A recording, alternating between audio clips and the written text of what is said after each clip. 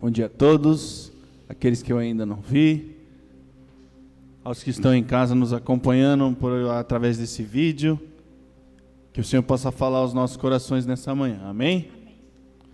Convido os irmãos a fecharem os seus olhos e durante 1 minuto nós vamos escutar o que Deus tem para nos dizer nessa manhã. Vamos durante 1 minuto ficar em silêncio e deixar Deus ministrar o nosso coração. Logo após eu vou fazer uma oração e nós daremos início a esta reunião. Amém?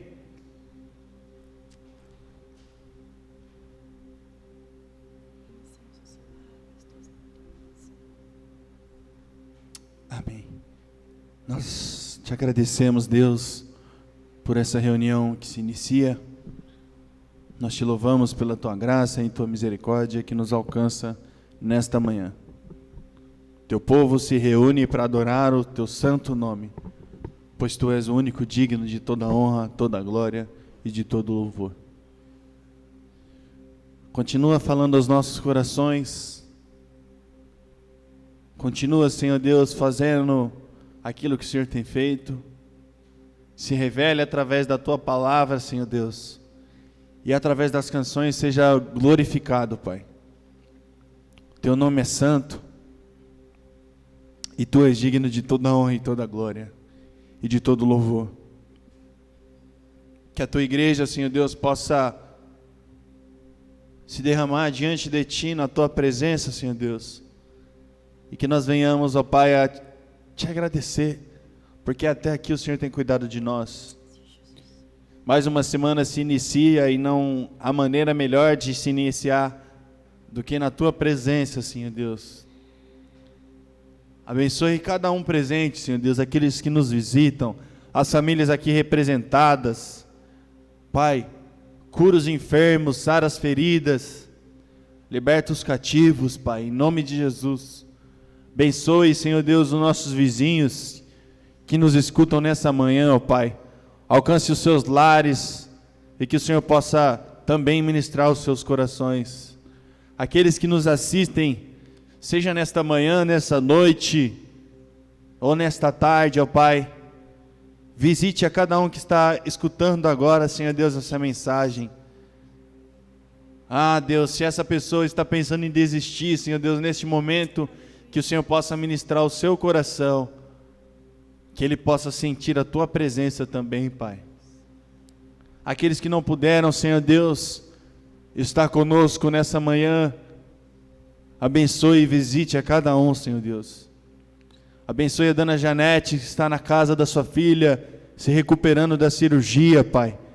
Em nome de Jesus, que o Senhor possa estar com ela nessa manhã e que ela possa sentir a Tua presença. Ah, Senhor Deus, visita o nosso pastor Jorge com saúde, Pai, restaura a sua saúde. Visita, Senhor Deus, e restaura a saúde da sã noção, Pai. Os nossos idosos, Senhor Deus, o Senhor possa estar derramando da Tua graça, Pai, a cada um. E aqueles que estão aqui presentes, que o Senhor possa também ministrar a cada um, Pai. Nós queremos, Senhor Deus, e desejamos a Tua presença, pois nós estamos aqui por causa do Senhor, ó Pai. Gratos a Deus, porque a Tua igreja ora. Nós Te louvamos e Te agradecemos, Pai, porque as reuniões de oração têm sido uma bênção para nós, ó Pai.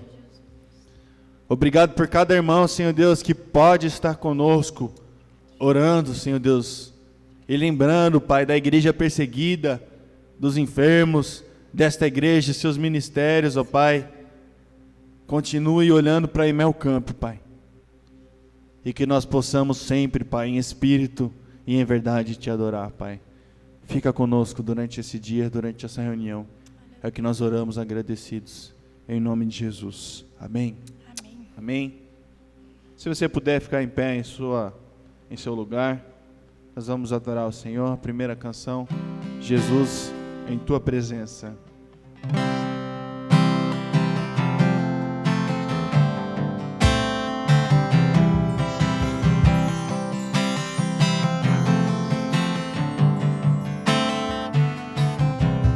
Jesus, em Tua presença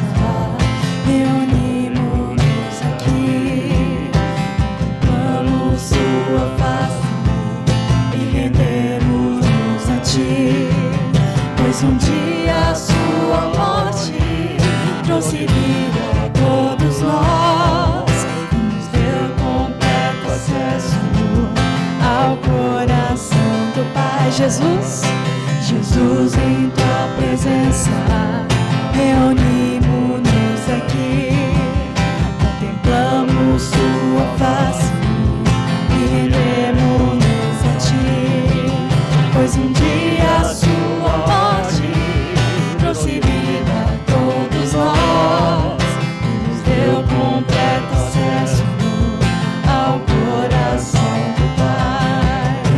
O véu que separava já não separa mais, a luz que outrora apagada agora brilha e cada dia brilha mais, só pra te adorar e fazer teu nome grande e te dar o louvor que é devido. Estamos nós aqui.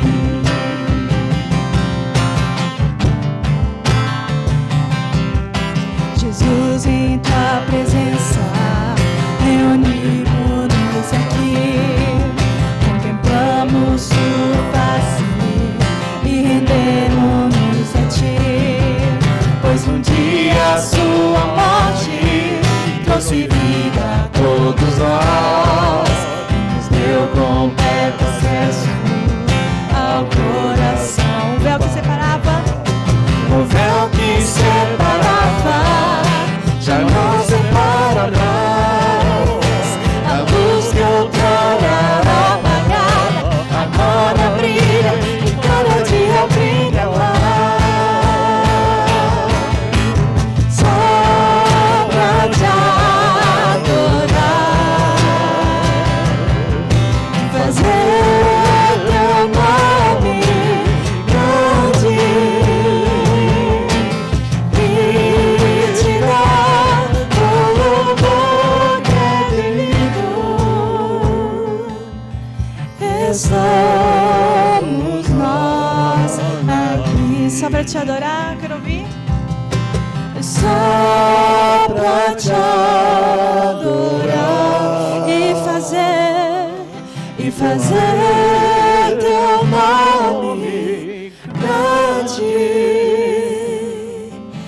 e te dar o louvor que é devido. Estamos, Senhor, estamos nós aqui. Estamos nós aqui. Amém.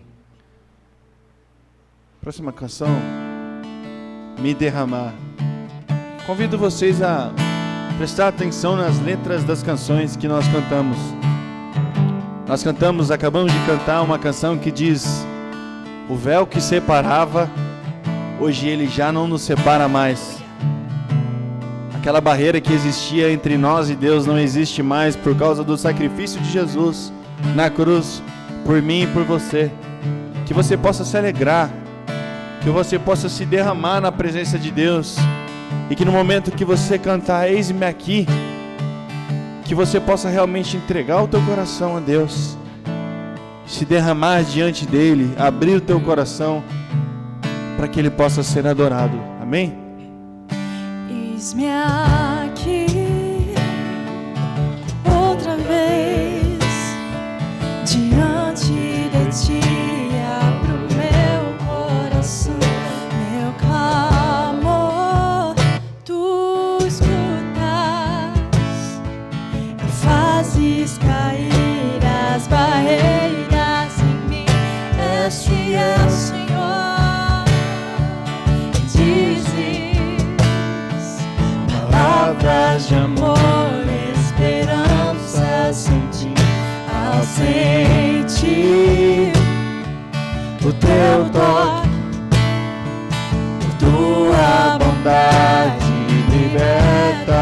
você no calor deste lugar. Eu venho me derramar, dizer que te amo, me derramar, dizer te preciso, me derramar, dizer que sou grato, me derramar, dizer que és famoso.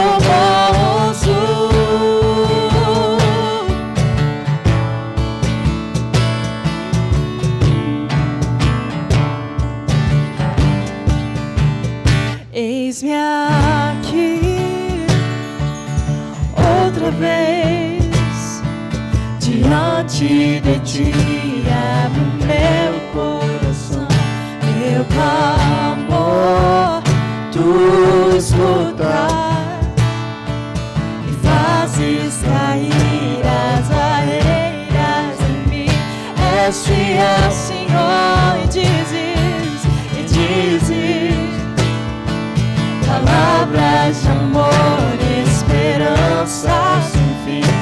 Ao sentir o teu toque, por tua bondade libertas meu ser no calor deste lugar.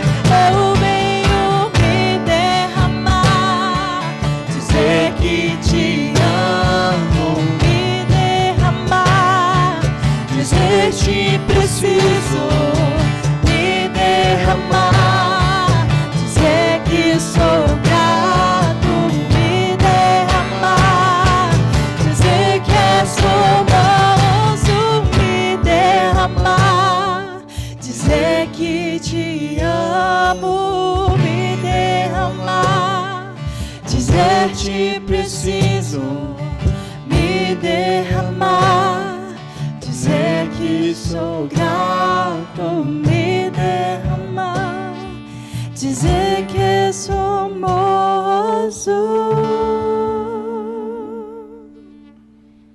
Próxima canção, vamos aproveitar e trazer os nossos dízimos e ofertas ao Senhor, amém?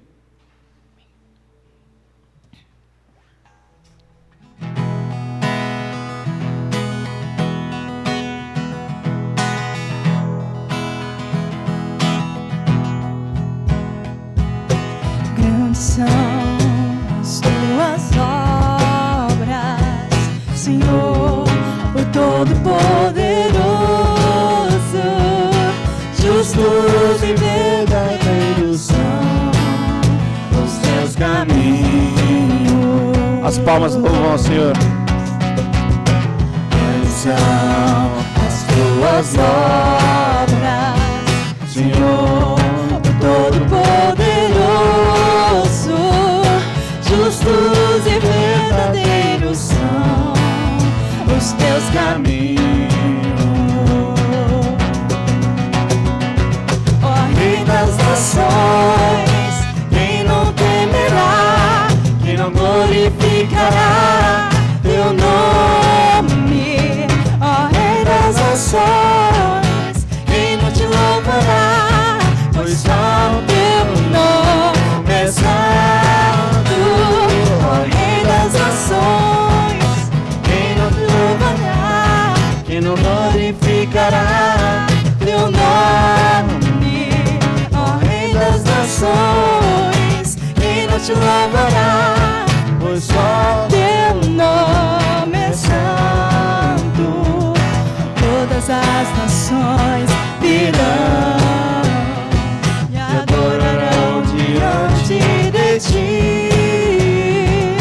Todos os seus atos de justiça se fizeram manifestos.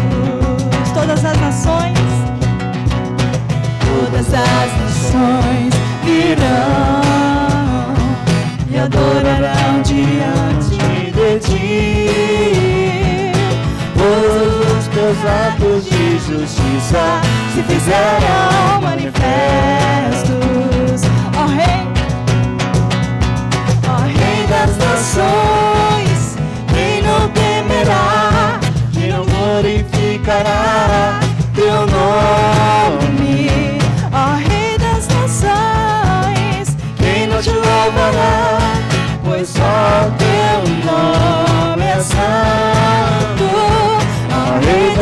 nações.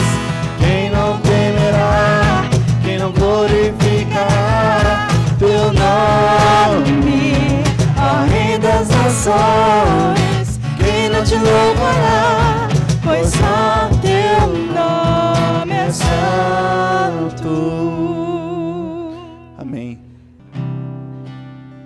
Todos necessitam de um amor perfeito, perdão e compaixão. Todos necessitam de graça e esperança, de um Deus que salva.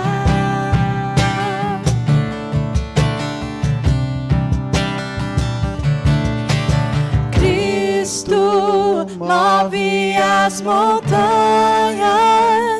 e tem poder para salvar. Tem poder para salvar, para sempre a toda salvação. Jesus a morte venceu, sobre a morte venceu.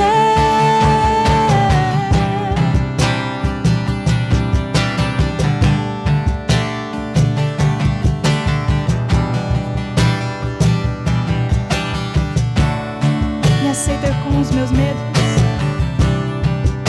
me aceitas com meus medos, falhas e temores. Enche o meu viver, a minha vida entrego pra seguir seus passos. A ti me rendo.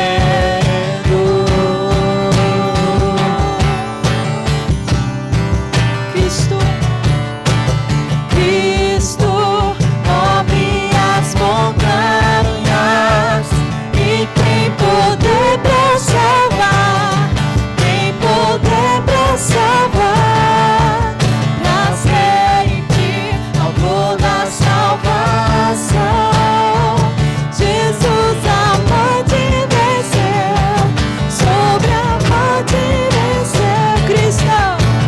Cristo move as montanhas e tem poder pra salvar, tem poder pra salvar, pra sempre autor da salvação. Jesus a morte venceu, sobre a morte venceu. Posso mudar, brilhar a luz, cantamos para a glória do Senhor Jesus. Cristo, nosso mundo, brilhar a luz, cantamos para a glória do Senhor Jesus. Cristo move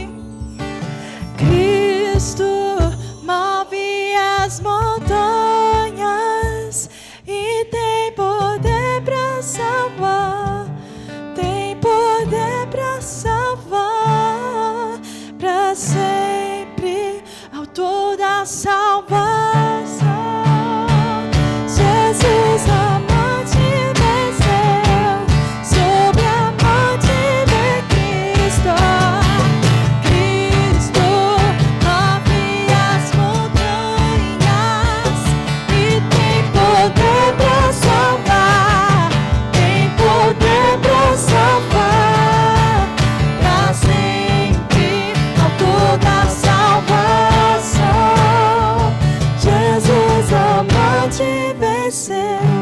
Sobre a morte venceu. Amém. Glória a Deus. Próxima canção, queria fazer diferente. Eu queria convidar, enquanto a gente canta, né? Essa música ela fala que Deus ele está aqui. Então, queria te convidar a sair do seu lugar, cumprimentar o seu irmão, dizer a ele que Deus está aqui. Amém? Dê um abraço bem forte no seu irmão e e que nós possamos nos alegrar porque Ele está aqui nessa manhã. Amém? Deus está aqui, aleluia, tão certo como o ar que eu respiro, tão certo como a manhã que se levanta, tão certo como eu te falo, podes me ouvir.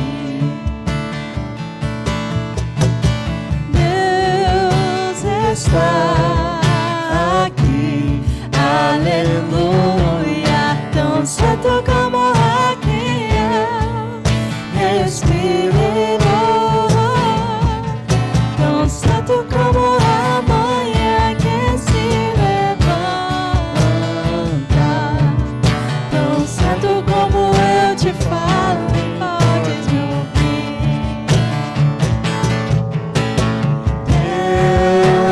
Está aqui, aleluia, tão certo como aqui eu respiro, tão certo como a manhã que se levanta,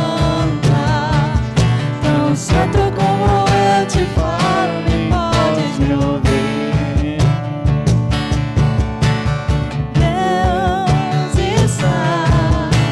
Aqui, aleluia, tão certo como aqui eu respiro, tão certo como a manhã que se levanta, tão certo como eu te falo, podes me ouvir. Tão certo como eu te falo, podes me ouvir. Certo como eu te falo, podes me ouvir. Tão certo como eu te falo, podes me ouvir. Amém. Muito obrigado, Pai, por esse tempo de oração, esse tempo, Senhor Deus, de comunhão. As canções que foram levantadas, Senhor Deus, possam ter chegado, Senhor Deus, até o Teu trono de glória. Nós nos alegramos em Tua presença, porque nós temos os nossos irmãos, os quais nós podemos compartilhar das nossas dores e alegrias. E Pai, nós nos alegramos por uma coisa somente, porque nós temos o Senhor e porque o Senhor está aqui. Tão certo como o ar que nós respiramos, nós sabemos que o Senhor está em nós, o Senhor está aqui, em meio à comunhão, Senhor Deus. E nós nos alegramos pela Tua presença. Neste momento, quero te pedir a Tua bênção sobre a vida do Sérgio, que nos trará a mensagem, Pai. Continua, Senhor Deus, dando saúde, forças ao Teu servo, que tem se entregado, Senhor Deus, ao ministério da pregação da palavra. Um ministério, Pai, tão importante que não é fácil. Mas o Senhor tem nos dado graça para trazer uma mensagem que está no coração do Senhor, ó Pai. A revelação das Escrituras, que nada mais é do que a Tua palavra. Então, Pai, nós queremos te pedir, se revele a nós, para que nós possamos aprender do Senhor, ó Pai. Assim eu quero orar e agradecer em nome de Jesus. Amém. Bom dia a todos.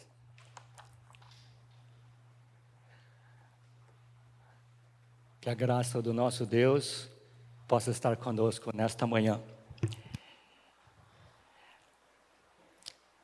Estou muito contente de poder estar com vocês nesta manhã,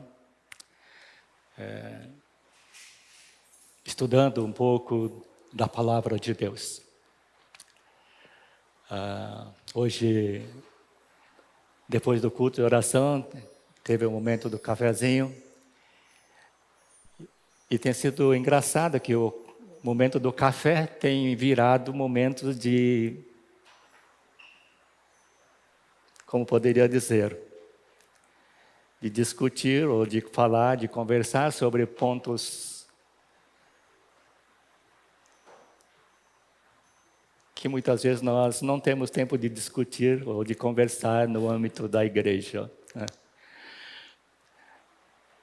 Tem sido um momento muito gostoso, embora eu tenha participado muito pouco tempo junto com eles. Mas eu incentivo a cada um de vocês, incentivo a igreja a estar participando da reunião de oração e do café, e trazendo dúvidas daquilo que atormenta, ou dúvidas que vocês têm a respeito da palavra de Deus, ou das Escrituras, né? Para estar conversando, né? E ser edificado em Cristo, né? Isso é muito bacana mesmo. Nesta manhã, queria estudar junto com vocês sobre um texto muito conhecido da Bíblia, né, que se encontra em Lucas 15, nos versos 1 a 10. Mas antes de tudo, antes de mais nada, vamos nos colocar diante do Senhor novamente em oração. Eterno Deus, nós te agradecemos, porque o Senhor nos provê estes momentos tão singulares, ó Deus, para cantarmos louvores a Ti, te adorarmos, Senhor Deus. Te agradecemos, Senhor Deus, por esta oportunidade, por este privilégio, Senhor Deus, de abrirmos as Escrituras e de ler uma porção da Tua Palavra, ó Deus. Concede-nos, ó Deus, entendimento espiritual para podermos compreender a Tua Palavra. Senhor Deus, dá-nos sabedoria para compreendermos a importância da Tua Palavra em nossas vidas. Senhor, e capacita-nos para fazermos a Tua vontade. Assim nós oramos e te agradecemos, ó Deus, orando em nome de Jesus. Amém. Amém. Eu convido os irmãos a abrirem as suas Bíblias ou acessarem suas Bíblias no Evangelho de Lucas, capítulo 15. Vamos ler os versos 1 a 10.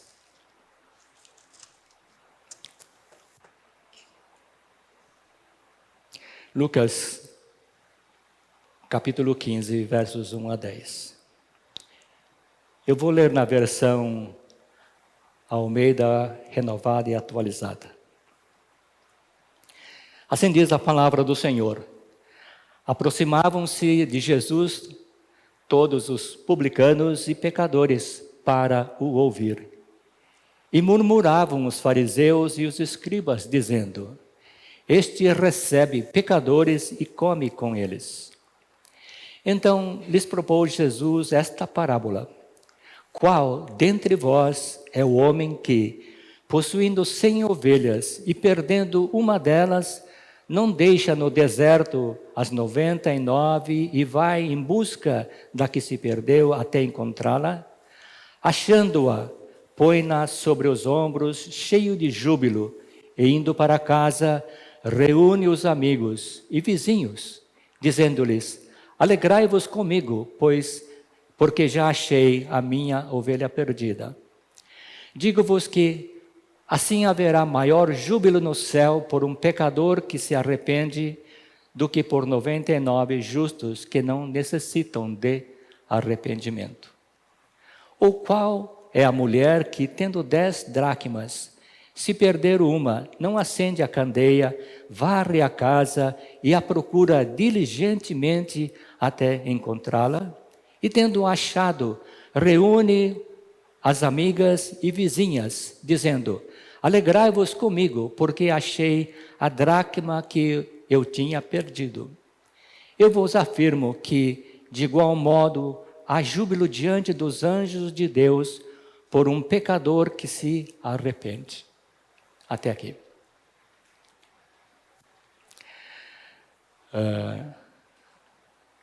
Capítulo 15 de Lucas, ela traz parábolas, 3 parábolas que talvez sejam as mais conhecidas e as mais comentadas dentre as parábolas que Jesus contou. No texto que nós lemos, eu separei o versículo 10 como o texto áureo para nós guardarmos conosco. Versículo 10. Eu afirmo a vocês que a mesma alegria existe diante dos anjos de Deus por um pecador que se arrepende.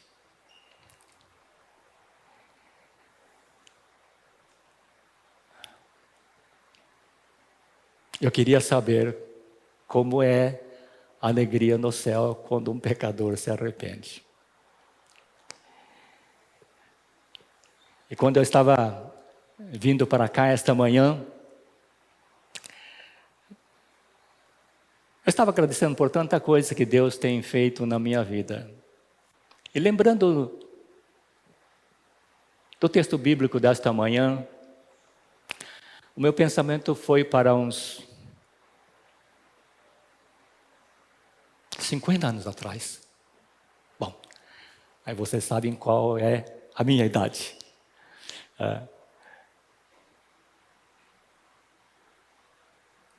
Eu comecei a frequentar a igreja, eu tinha 6, 7 anos, foi na época que meus pais se converteram a Cristo.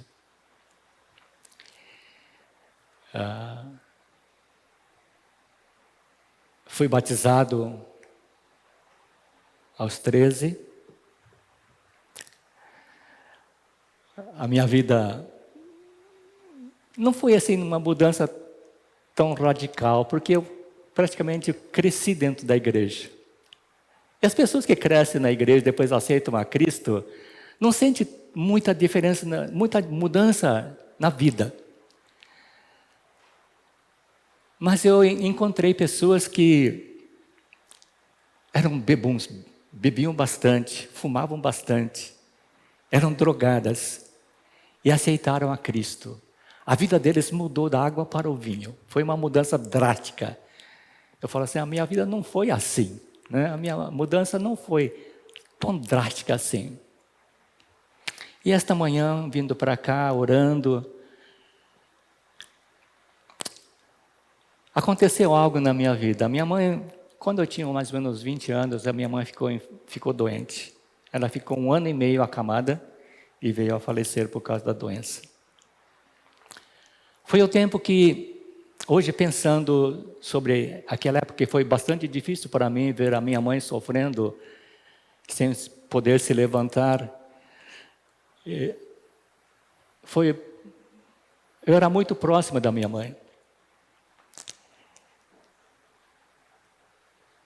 E como ela não melhorava, eu comecei a lembrar, gozado, a gente vai à igreja, ouve tanta mensagem, mas de repente algo da Bíblia fala mais alto para a gente. Aí eu lembrei das palavras de Jesus: peçam e vocês vão receber, busquem e vocês encontrarão, batam a porta e ela se abrirá. De tanto ver a minha mãe doente, eu comecei a orar a Deus: Deus, por favor, né, cura minha mãe. Eu não sei quanto tempo orei, quantos dias ou tempo orei pela cura da minha mãe. E o desespero foi aumentando porque a minha mãe continuou piorando e não melhorando. Um dia cheguei à noite, trabalhava na lavoura com meu pai, eu saí fora assim, olhei para o céu e falei assim: Deus, onde é que você está? Por que você não responde à minha oração? Na tua palavra está escrito que aquele que pede, recebe, que busca, encontra, a porta será aberta se você bater. Eu não vejo resposta. A coisa mais terrível que existe na vida de um cristão é quando você ora, e Deus fica em silêncio.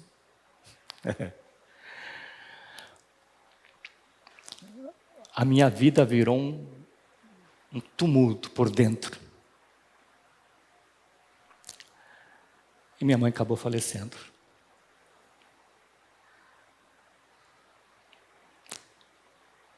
Um dia, jovens da igreja de Itapevi vieram até a cidade, em Indaiatuba, onde eu morava na época. E fizeram um culto no fim de semana, no sítio de um dos irmãos da igreja. E eu fui convidado para participar desse encontro. Eu falei, vou, não vou, vou, não vou. E pessoalmente, eu não estava muito disposto a ir a esse encontro. Mas eu falei, tá bom, eu vou. Peguei a minha bicicleta e pedalei uns 3, 4 quilômetros e fui participar do culto, que já estava quase no final.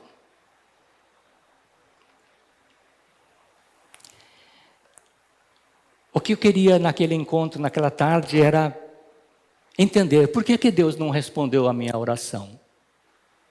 Por que Ele permitiu que a minha mãe ficasse doente e viesse a falecer? E quando o dirigente pediu, irmãos, vamos orar para terminar o encontro desta tarde. E eles afastaram a cadeira, ajoelharam lá no pó e começaram a orar. Eu vi aquela cena de todas as pessoas, não lembro quantas pessoas, mas eram bastante pessoas, estavam lá ajoelhadas orando.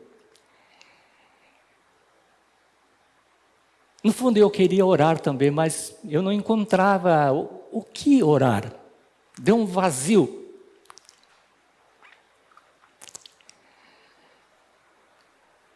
E eu estava ficando desesperado porque não conseguia orar.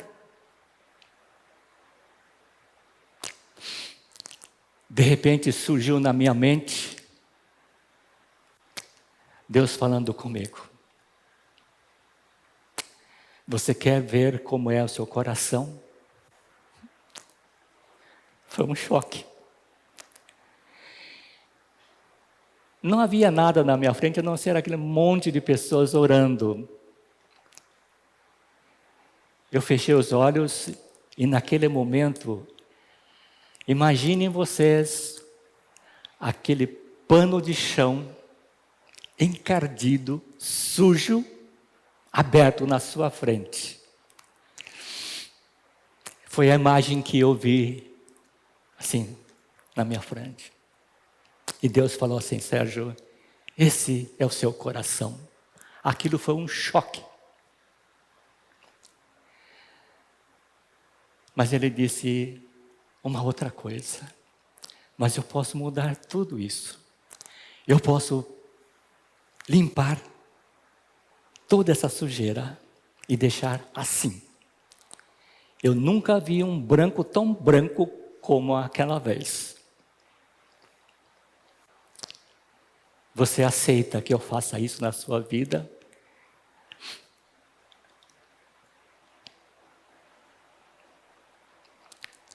Mas o choque daquele trapo sujo é que estava na minha cabeça.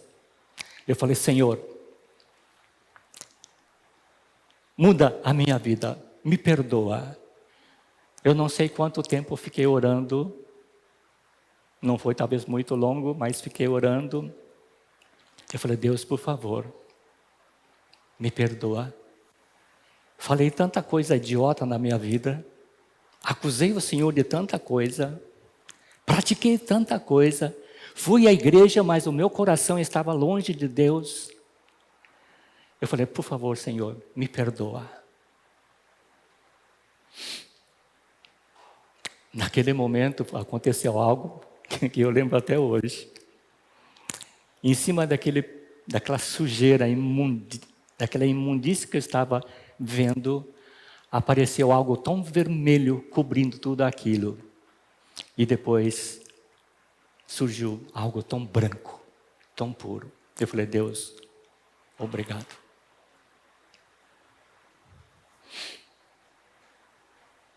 Existem momentos na vida da gente que a gente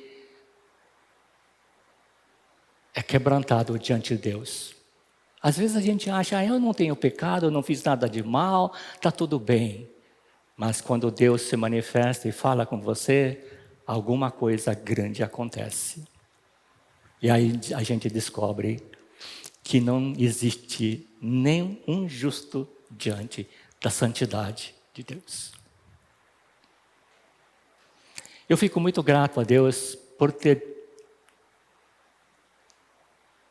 sido abençoado, mesmo quando não merecia absolutamente nada.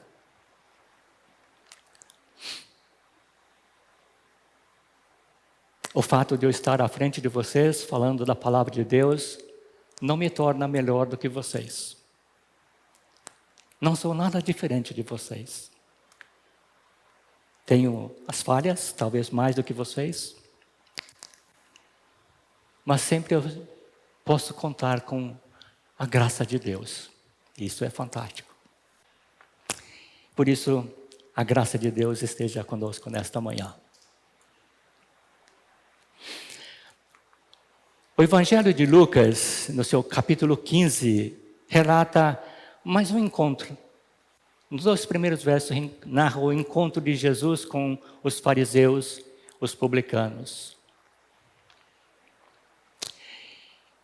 E Jesus conta 3 parábolas, que talvez sejam as parábolas mais comentadas até hoje.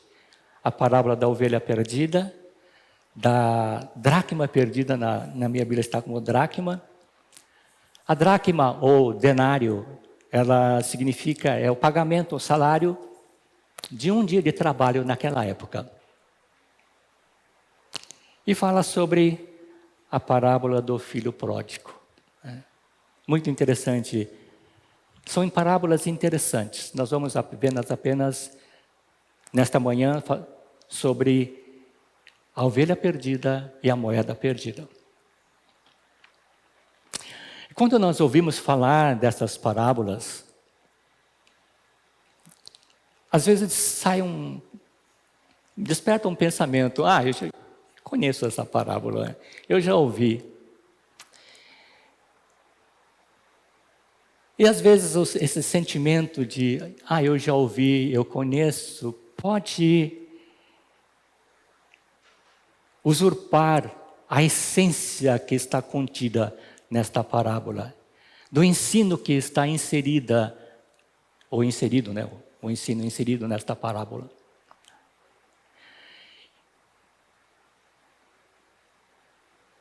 Nenhum pensamento, eu conheço, já sei, outra vez a mesma história. Nós não podemos abrigar esse tipo de pensamento, porque pode limitar aquilo que o Espírito Santo tem preparado para as nossas vidas através das Escrituras. Nas Escrituras a gente sempre encontra, e muitas vezes é repetida, e eu vou repetir isso, a palavra de Deus é viva e eficaz, lá em Hebreus 4:12. E também diz que a palavra é inspirada por Deus e útil para o ensino, para a repreensão, para a correção, para a educação na justiça, segundo Timóteo 3:16. Por isso, eu acredito que é válido sempre a gente lembrar ou relembrar das palavras de Jesus. Quem tem ouvidos para ouvir, ouça. E quando nós estudamos a palavra de Deus, nós precisamos ir além do conhecimento intelectual. Muitas pessoas leem a Bíblia, conhecem a Bíblia, então tem um conhecimento intelectual vasto. Não está errado, a gente precisa fazer isso. Precisamos aprender da palavra de Deus. Mas também junto com esse aprendizado intelectual, nós precisamos crescer no conhecimento de Deus e da sua vontade para a nossa vida. E a gente conhece Deus e sua vontade para a nossa vida lendo a palavra de Deus, estudando a palavra de Deus, mas também tendo um relacionamento pessoal, íntimo com Deus. O tempo de estudar a palavra de Deus deve ser o tempo de devoção, de inspiração, tempo de ouvir e receber instruções de Deus, de conhecer a sua vontade e como praticar a vontade de Deus. Bom, Eu estou repetindo o óbvio para vocês. Né? Acho que isso já faz parte do devocional de vocês e do tempo a sós que vocês têm com Deus. Né? Continue praticando isso.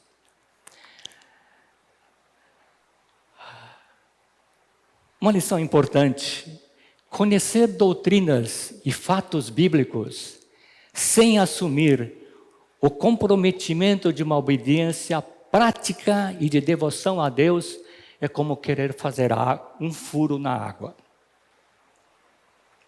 É querer fugir da responsabilidade de cristão diante de Deus. Caros irmãos, eu sei isso na prática. Vivi isso na prática.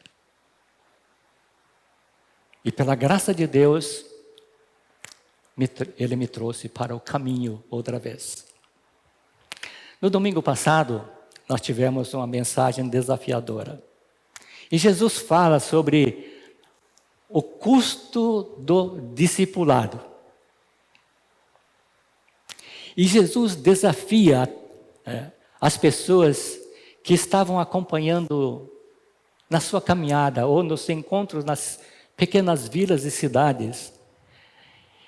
Jesus explica de maneira firme, clara, o custo do discipulado e o custo do comprometimento. Comprometimento é uma palavra meio complicada. Quando eu participei muitas vezes do curso de liderança e gerenciamento na empresa que eu estava trabalhando. E a gente sempre, em uma desses encontros, desses seminários, né, que a gente era obrigado a participar, lá o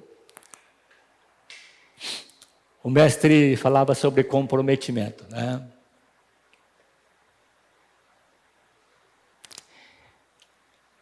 E ele falava assim: você sabe a diferença entre compromisso e comprometimento?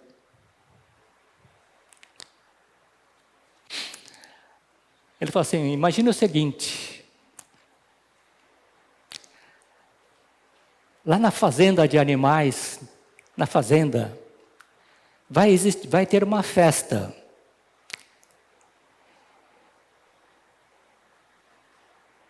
E o dono vira para as suas aves, seus animais, e pergunta: bom, quem é que vai se comprometer em dar alguma coisa para a festa? Aí vem a dona Galinha e diz assim: eu posso me comprometer a ofertar os ovos. Aí o dono da fazenda olha para o porco e diz assim: e você?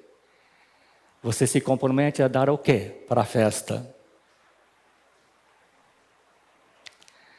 Aí o porco pensa assim: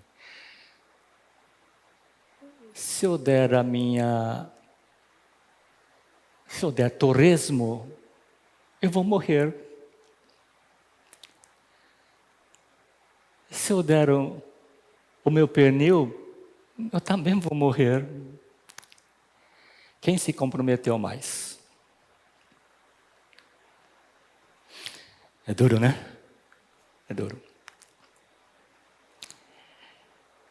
Nós sabemos que consagrar a vida a Cristo é importante. Qualquer cristão sabe disso. Entretanto, quando se trata de entregar tudo nas mãos de Deus, nós percebemos o quão grande é o nosso eu.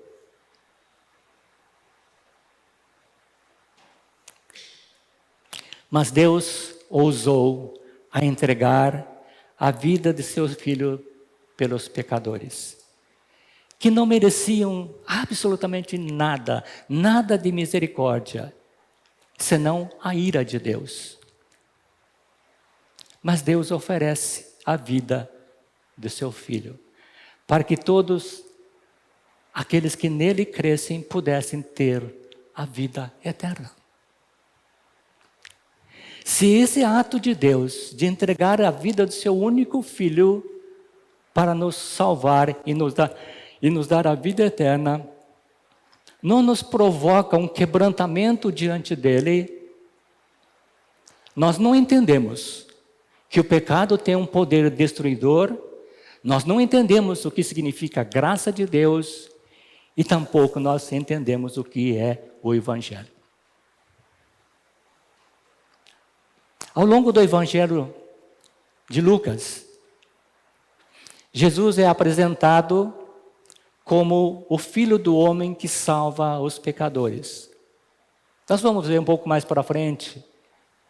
Em Lucas 19:10, Lucas registra a razão da vinda de Jesus.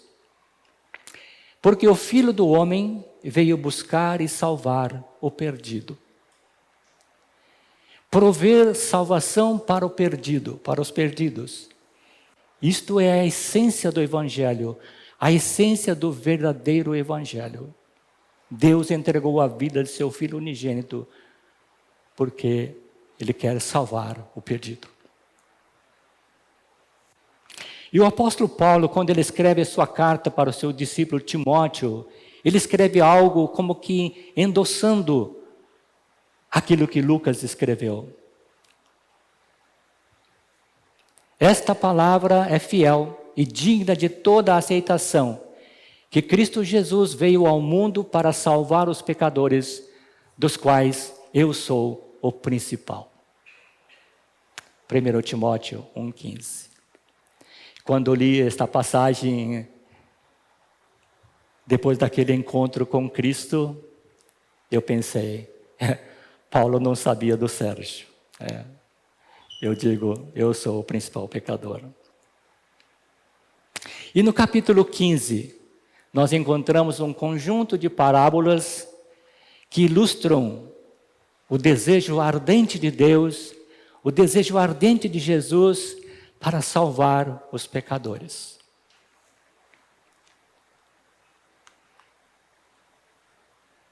O verso 1 deste capítulo começa que publicanos e pecadores, todos os publicanos e pecadores, a Bíblia não diz em que cidade Jesus estava, qual vila, mas uma coisa está certa, todos os pecadores, todos os publicanos e pecadores se aproximaram de Jesus para ouvir as palavras de Jesus.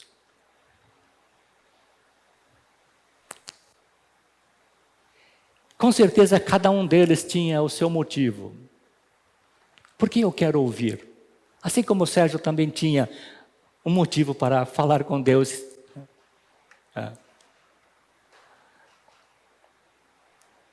E Jesus, eu fico imaginando a personalidade magnética de Jesus.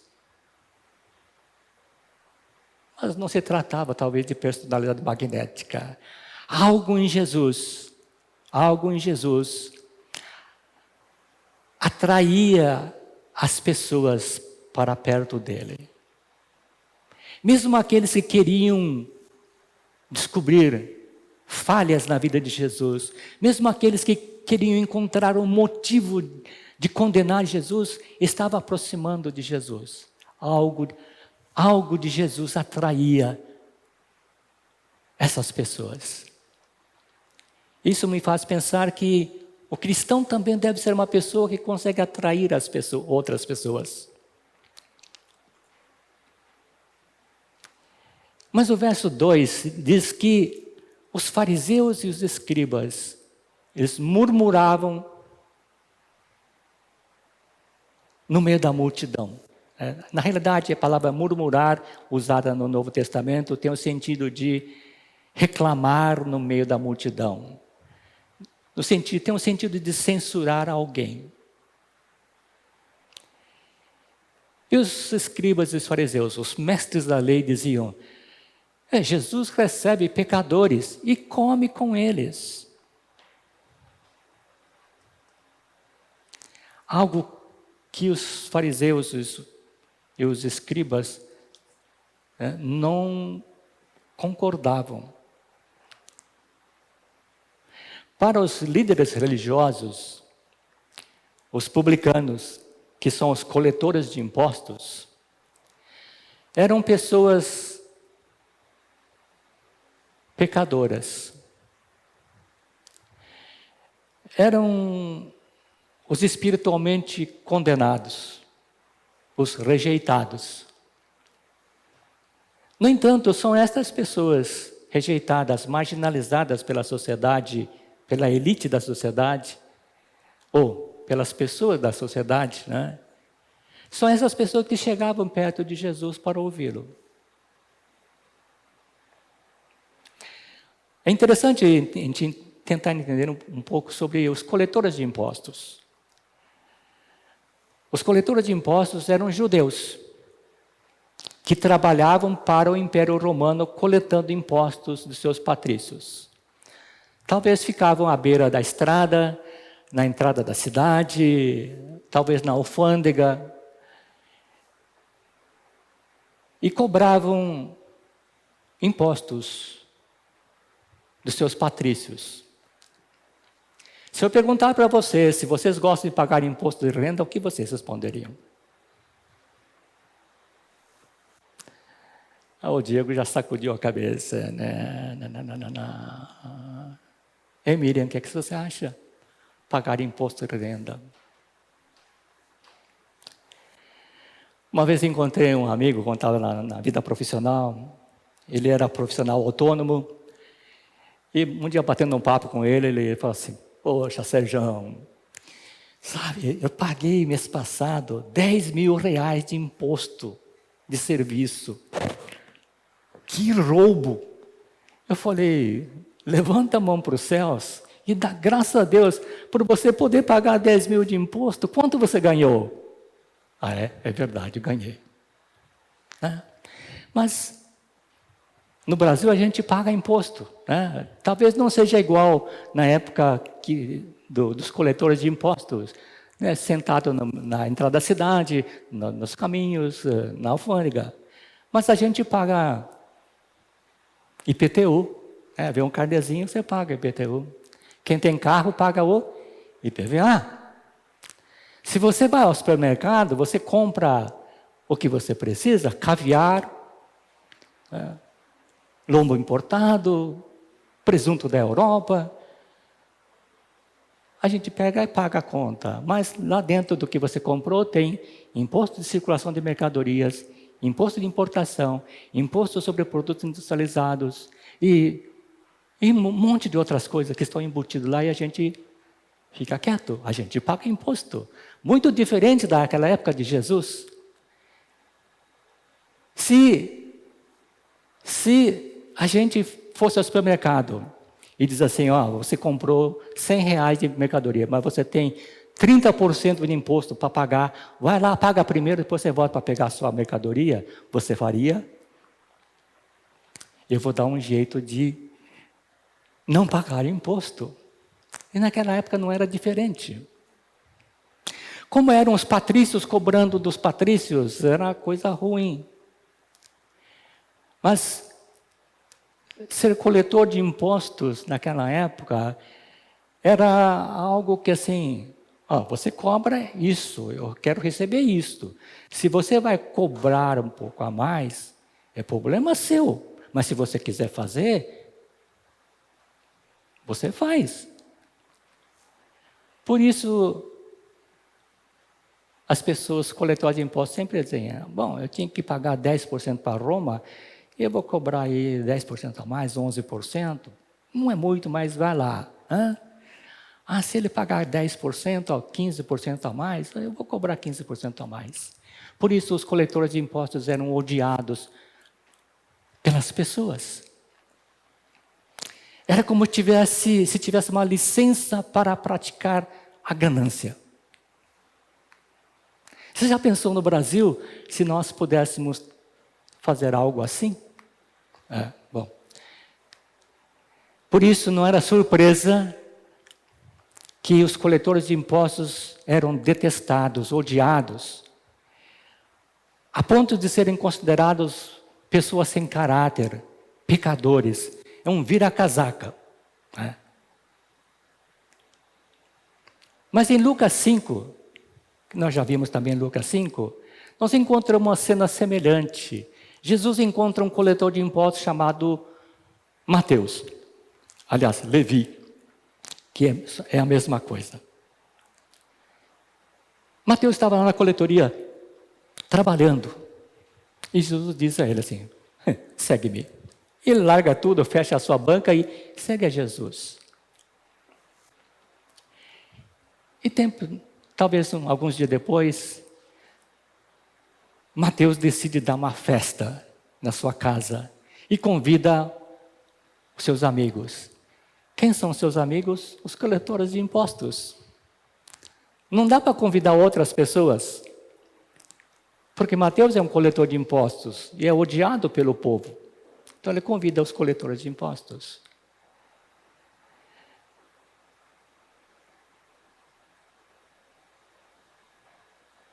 E Jesus está nessa festa de Mateus. Os fariseus e os escribas sempre estão de olho em Jesus. O que é que ele vai fazer hoje? E deve ter chamado alguns discípulos assim, escuta, vem cá.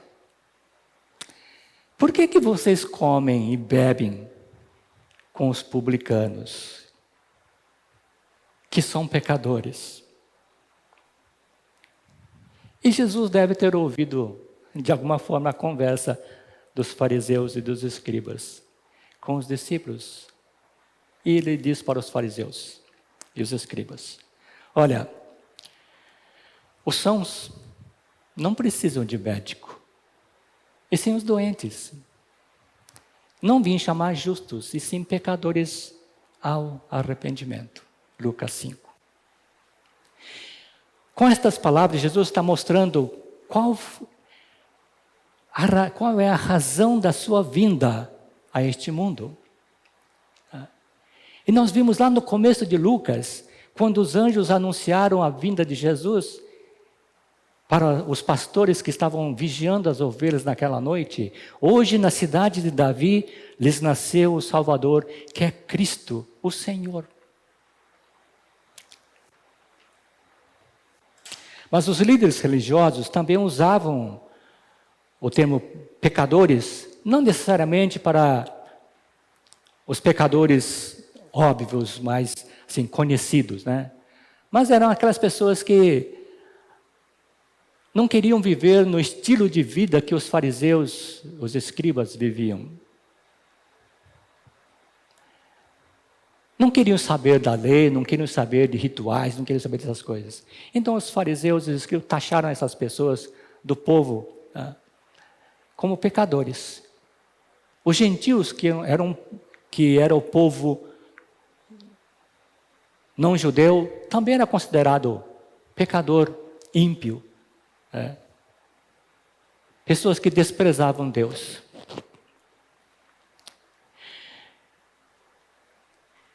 Ao longo dessa caminhada de Jesus, Jesus encontra com os fariseus, com os escribas. E o problema que incomodava os fariseus e os escribas, os mestres da lei, era o acolhimento que Jesus dava para os pecadores.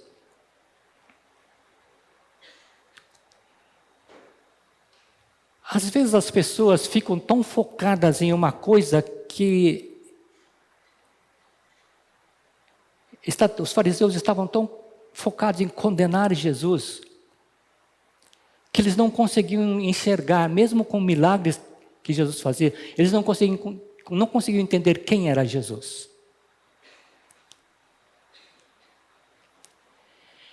E os mestres da lei entendiam assim, ele recebe pecadores, publicanos, come, janta, almoça com eles. Os pecadores se sentem bem, vejam, estão dando risada, conversando com Jesus, batendo aquele papo. Uma pessoa boa não vai fazer essas coisas. Além disso, Jesus, ele cura pessoas, mas ele fez isso no sábado. Ele violou a lei, ele quebrou a lei. Ele é desobediente, ele é um herege, ele não segue Deus. E tudo o que os fariseus e os escribas conseguiam entender é: este homem não vem de Deus. Quando frequentava a escola, ainda bem garoto, naquela época era muito comum a professora falar assim: existe um provérbio, um ditado. E um dos ditados que eu lembro até hoje é esse aqui: diga-me com quem você anda, e eu lhe direi quem você é. Hoje em dia quase não se fala mais isso, mas naquela época tinha, né? Eu sempre lembro disso. Diga-me com quem você anda, e eu lhe direi quem você é. E Jesus se associava com homens e mulheres rotulados de pecadores. E a conclusão que os mestres da lei chegaram é: se Jesus não anda em companhia de boas pessoas, obviamente ele também não é uma boa pessoa. E no raciocínio dos mestres da lei, tudo o que Jesus fazia o tornava impuro, indigno diante de Deus.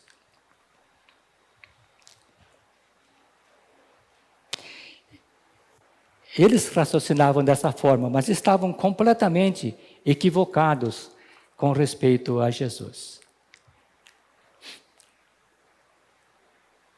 E Lucas conta que Jesus estava comendo e bebendo com os publicanos, com os pecadores. E os fariseus perguntam: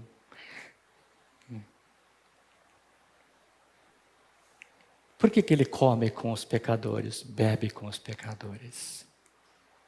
Então ele também é um pecador. E Jesus, para explicar para os mestres da lei o porquê ele comia com os publicanos e com os pecadores, e também para mostrar que eles tinham um pensamento, um entendimento errado sobre Deus. E também tinham uma atitude errada em relação aos pecadores. E para mostrar o propósito da sua vinda a este mundo. E para mostrar que os mestres da lei tinham falhado em cumprir a missão deles. Jesus conta 3 parábolas.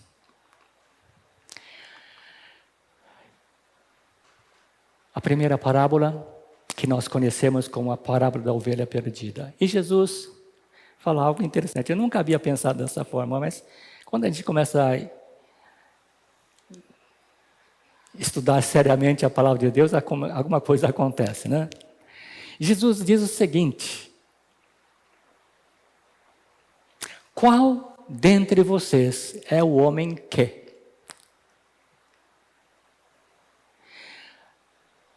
Qual dentre vocês é o homem que?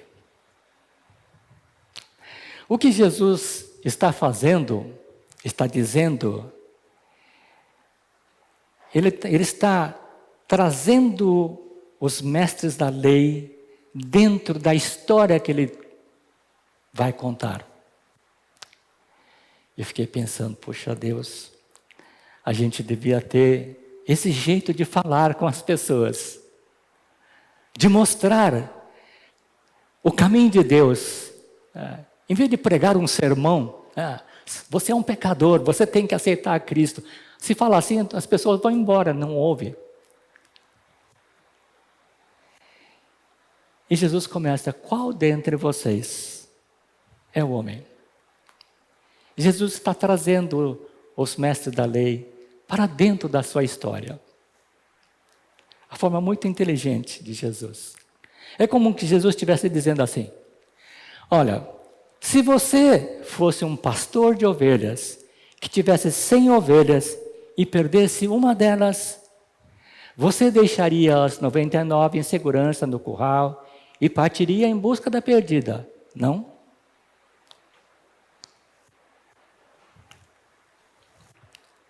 Os mestres da lei não tinham como fugir da pergunta de Jesus, da afirmação de Jesus. Você faria isso. Você tem uma perdida, você vai procurar essa perdida. Por quê? Não é somente uma questão de obrigação. Você convive com as suas 100 ovelhas o dia todo, o tempo todo, um mês, 2 meses, o tempo todo. Você vai acabar se afeiçoando desses animais. E se você perde uma, você vai procurar essa uma perdida. Mas Jesus continua dizendo na sua história: ao encontrar a ovelha perdida, o pastor, ele carrega nos ombros e volta para casa. E o que ele faz? Ele reúne seus amigos e vizinhos e promove uma festa, porque encontrou a ovelha perdida. Vocês já imaginaram por que Jesus inclui na história dele os amigos e os vizinhos? Interessante, né? Os amigos e os vizinhos são incluídos na história para que eu e você, nós compreendamos a intensidade da alegria e a profunda emoção que o pastor sente naquele momento. Achou a ovelha perdida. E Jesus acrescenta algo para fechar aquela história. Digo a vocês, haverá maior júbilo no céu por um pecador que se arrepende. Trocando em outras palavras, há alegria no céu por um pecador que se arrepende ao ponto de Deus celebrar esse acontecimento com os seus anjos. Mas existe uma palavra que Jesus acrescenta quando ele fecha essa história. Uma ênfase na palavra de Jesus. E essa ênfase está na palavra-chave: arrependimento.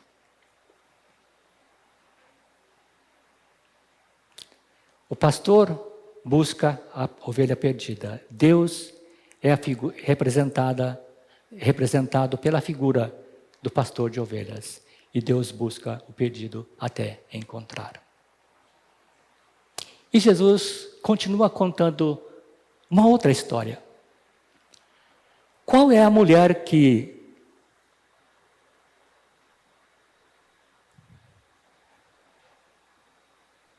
Jesus coloca os fariseus e os escribas dentro da história outra vez?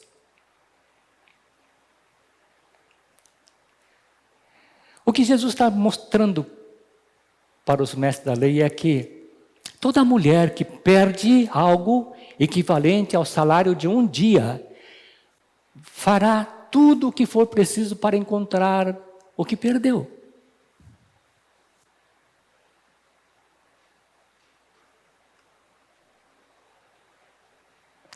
Naquela época, normalmente as casas das pessoas humildes, ela não tinham piso, né, de porcelanato ou de vinil, né? Era terra batida, e eu sei o que é isso, né? Terra batida. E levantam um pó com o passar do tempo.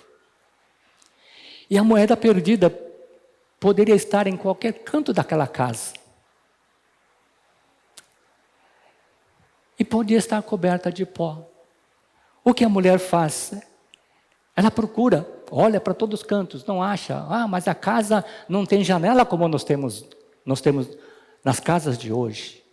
Talvez uma janela pequena para ventilação, para não ficar enfumaçada dentro da casa. Aquela mulher acende uma lamparina. Eu vi essa lamparina no museu, é feito de argila, é pequeno. Tem um pavio, coloca azeite de oliva e você acende o pavio. Ela não clareia muito. Eu sei disso porque quando eu morava no meio do mato, a gente tinha lamparina. E eu lia a Bíblia à luz de lamparina. Saudade daquela época. O que a mulher faz? Ela acende uma lamparina e olha para todos os cantos da casa, varre a casa, levanta uma... Eu imagino assim, deve ter levantado a poeira e tanto, mas ela varre, por quê? Ela perdeu algo importante para ela. Até encontrar o que procura.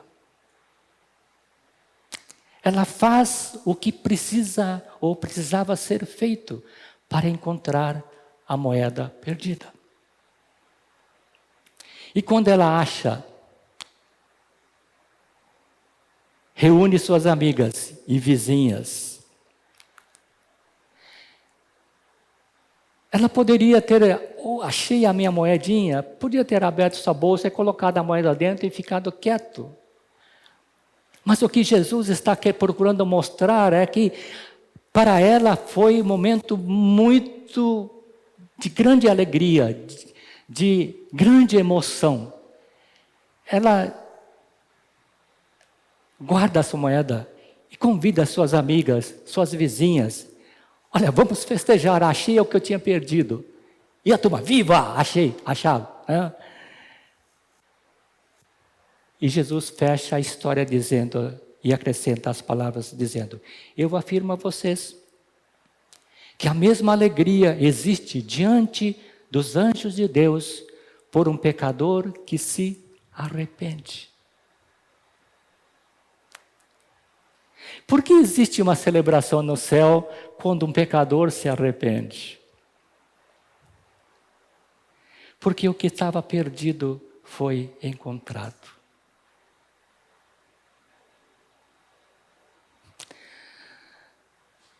Acho que foi no domingo passado, ou no outro anterior.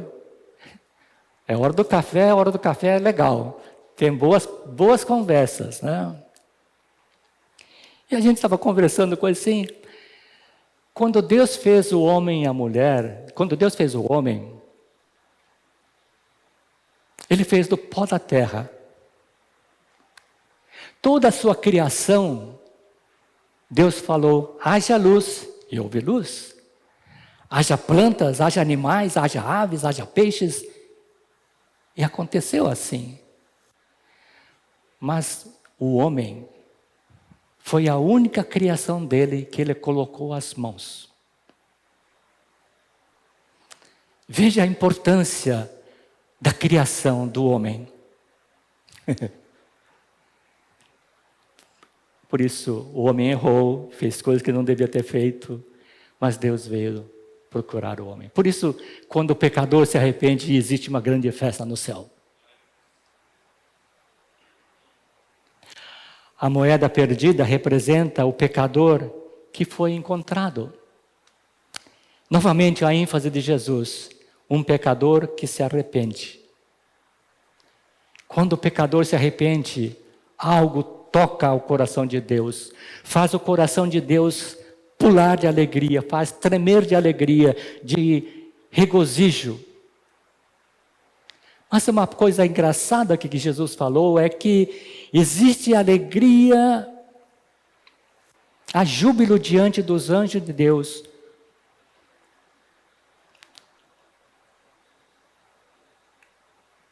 Deus está rodeado dos seus anjos.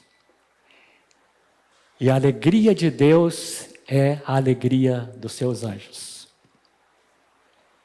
Por isso existe uma grande festa no céu. Os anjos comemoram quando um pecador se arrepende. Porque Deus está contente.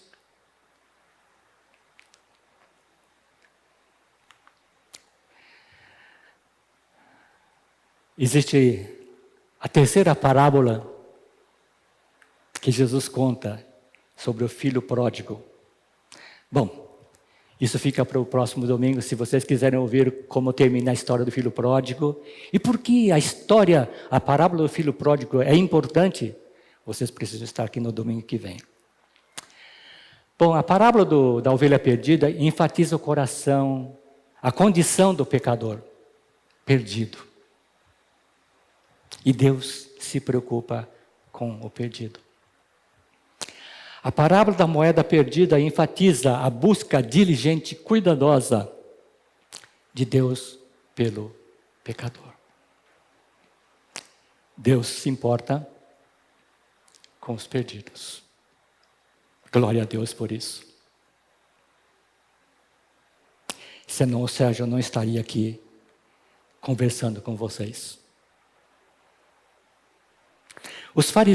Para os fariseus e os escribas, a aceitação de Deus era a recompensa do arrependimento pela obediência à lei. Então os fariseus, os escribas diziam assim: você quer ser aceito por Deus? Então obedece a Deus, obedece à lei. Então você vai ser aceito.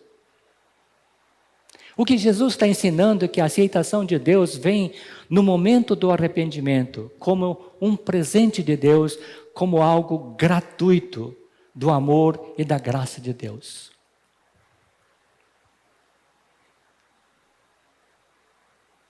Deus prova o seu amor para com cada um de nós pelo fato de ter enviado Jesus Cristo para morrer em nosso lugar. Está lá em Romanos. Então a aceitação de Deus não era algo conquistado, mas dado por Deus, para aquela pessoa disposta a se voltar para Ele. Para os fariseus e escribas, Jesus era um herege que estava agitando a multidão, ensinando uma visão falsa de Deus, que aceita pecadores erroneamente, antes que eles mudassem de vida. Se nós tivéssemos que mudar de vida para ser aceito por Deus, a gente mudaria? Acredito que não. Deus prova seu amor pelo fato de ter enviado Jesus Cristo quando nós éramos pecadores. E Deus amou cada um de nós, mesmo quando andava no pecado. E Deus continua amando mesmo quando nós erramos. Senão o Sérgio não estaria aqui.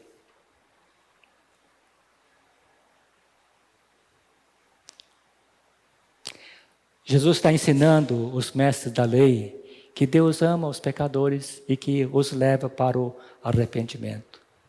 Por isso Jesus passa tempo com os marginalizados, com os rejeitados pelos mestres da lei, e Jesus passa esse tempo de uma forma intencional. Jesus investiu tempo com os pecadores. Isso nos ensina também.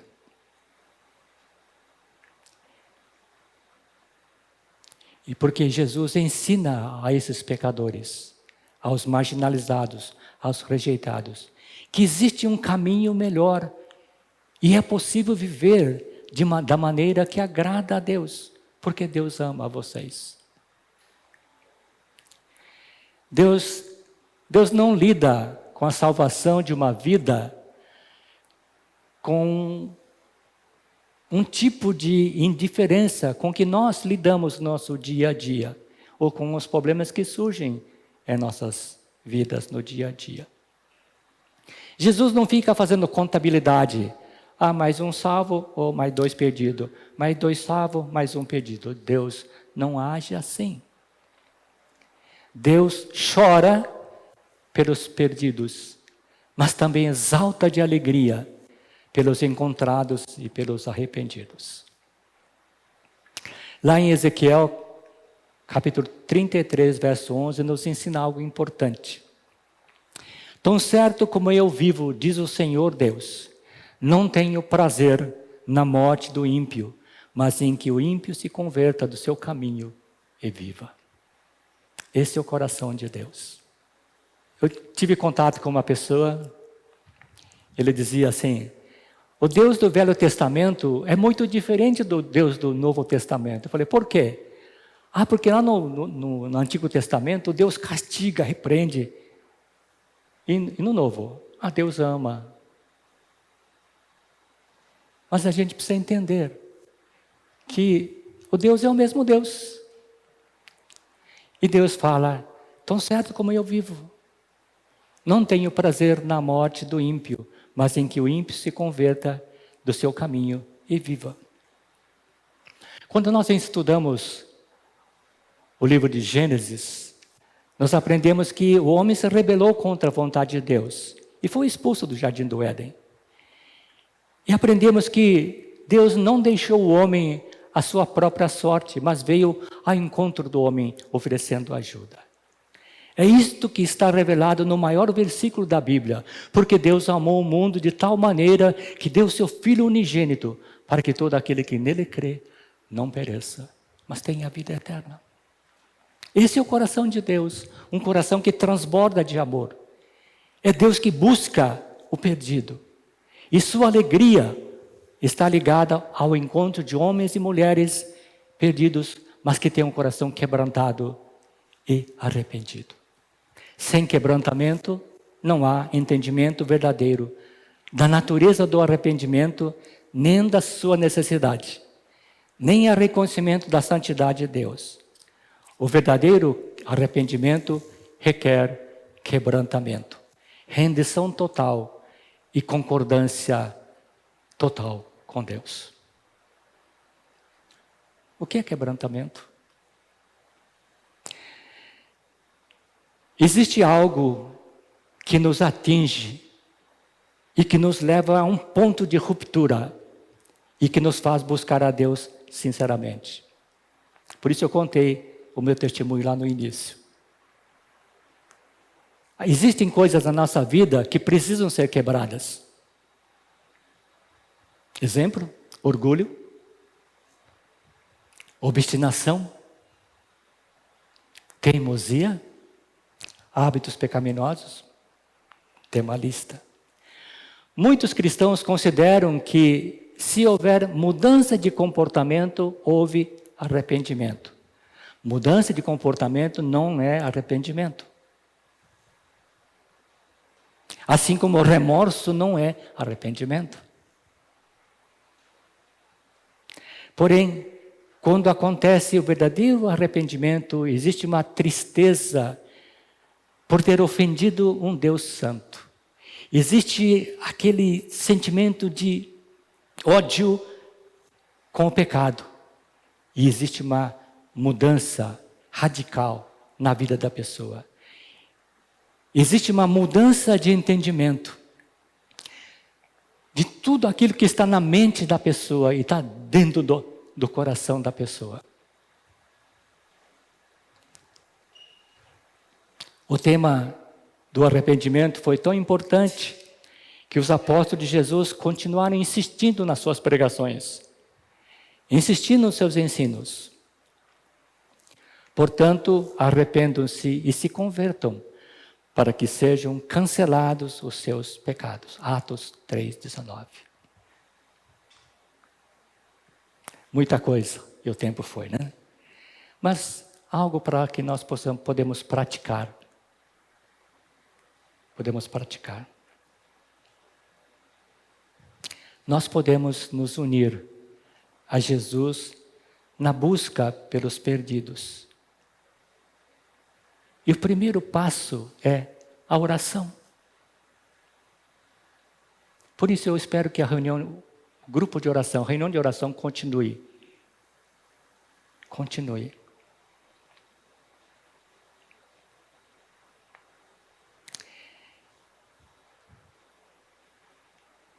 Precisamos orar fervorosamente, constantemente, do fundo do nosso coração, pelas necessidades espirituais dos nossos entes queridos e também dos nossos amigos. Muitas pessoas da nossa família, muitas pessoas que fazem parte do nosso rol de amizade, não conhecem Deus e precisam conhecer Deus. Eu lembro um testemunho do grande pregador americano Moody, Ele orou por várias pessoas, mas ele orou por 2 amigos durante 52 anos.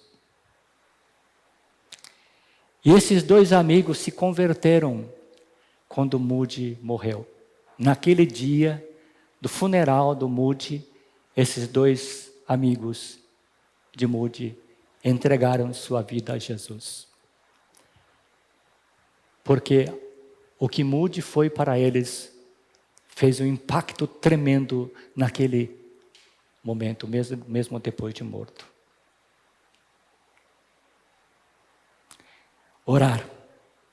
Orar fervorosamente, constantemente, com fé ao nosso Deus. A gente precisa confiar na palavra do Senhor. Eu sempre guardo isso comigo. Está lá em Jeremias 33:3. Eu gosto da versão antiga. Invoca-me, eu te responderei. Anunciar-te-ei coisas grandes e ocultas que não sabes. Jesus ainda se preocupa com as necessidades físicas, mesmo nos dias de hoje. É importante nós orarmos pela saúde das pessoas. E Jesus cura como curou lá no passado. Mas uma coisa que nós não podemos esquecer é que Deus deseja que todos sejam salvos e cheguem ao conhecimento da verdade. É isso. Que Deus nos ajude a praticar a sua palavra, de viver conforme a sua palavra.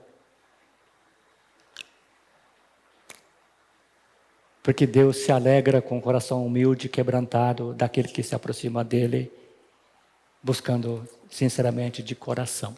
Né? E que Deus possa se alegrar das nossas vidas e dos nossos pedidos de oração também. Né?